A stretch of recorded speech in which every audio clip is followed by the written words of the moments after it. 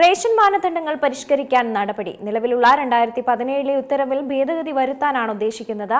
4 ചക്ര വാഹനം, വീടിന്റെ വിസ്തീർണം, ഭൂവിസ്തൃതി എന്നീ മാനദണ്ഡങ്ങളിൽ കാതലായ മാറ്റം ആവശ്യമുണ്ടോ എന്നാണ് പരിശോധിക്കുന്നത്.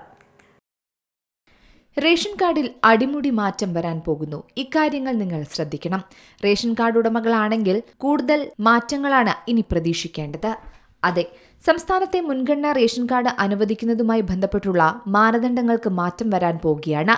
ഇത് പുതുക്കി റിപ്പോർട്ട് നൽകാൻ നിർദ്ദേശം നൽകിയിരിക്കുകയാണ് ഭക്ഷ്യമന്ത്രി അനൂപ് ജേക്കബ്. 2017 ഉത്തരവിൽ ഭേദഗതി വരുത്താനാണ് നിലവിൽ ഉദ്ദേശിച്ചിരിക്കുന്നത്.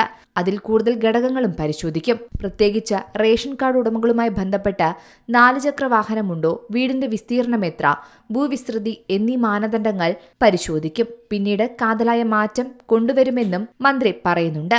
മാനദണ്ഡങ്ങളിൽ മാറ്റം കൊണ്ടുവരുന്നതിലൂടെ മുൻഗണനാ കാർഡുകൾക്ക് തലയെണ്ണി വിഹിതം നൽകുന്നത് പരിഗണനയിലുണ്ടെന്നും മന്ത്രി പറയുന്നു. ആദിവാസി ഗോത്രവർഗ ഉന്നതികളിൽ സഞ്ചരിക്കുന്ന റേഷൻ കട വഴി റേഷൻ ധാന്യം എത്തിച്ചു നൽകുന്ന പദ്ധതിയുടെ സാധ്യതാ റിപ്പോർട്ട് സമർപ്പിക്കാനും മന്ത്രി പറഞ്ഞിട്ടുണ്ട്. അതുകൂടാതെ സംസ്ഥാനത്ത് 24 മണിക്കൂറും സമയവും പ്രവർത്തിക്കുന്ന സപ്ലൈകോ കോൺവെയിങ് സ്റ്റോറുകൾ നടപ്പാക്കുമെന്നും സംസ്ഥാനത്ത് സപ്ലൈകോ മെഡിക്കൽ ഷോപ്പുകൾ കൂടുതലായി ആരംഭിക്കുമെന്നും മന്ത്രി പറഞ്ഞു. യഥാർത്ഥ തൂക്കത്തിൽ സംസ്ഥാനത്ത് ഭക്ഷ്യധാന്യ വിതരണം നടത്താനും മന്ത്രി തീരുമാനിച്ചിട്ടുണ്ട്. അതിനൊപ്പം സംസ്ഥാനത്തെ സപ്ലൈകോ നെല്ല് സംഭരണത്തിന് കൃത്യമായ സ്ഥിരം സംവിധാനം ഉണ്ടാക്കുകയും ഇതുവഴി കർഷകർക്ക് കൃത്യമായ ആനുകൂല്യം ലഭിക്കുകയും ചെയ്യുന്ന രീതിയും കൊണ്ടുവരും.